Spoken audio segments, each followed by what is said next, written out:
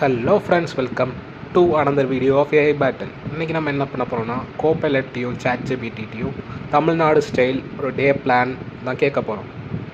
First கோபைலட்டில் கேட்டதுக்கு அது என்ன சொல்லுது, காலையில் இட்லி, தோசை, சாம்பார், மதியானம் சாதம், பருப்பு குழம்பு, ஈவினிங் ஸ்நாக்ஸ் பஜ்ஜி அல்லதை விட இரவு சப்பாத்தி.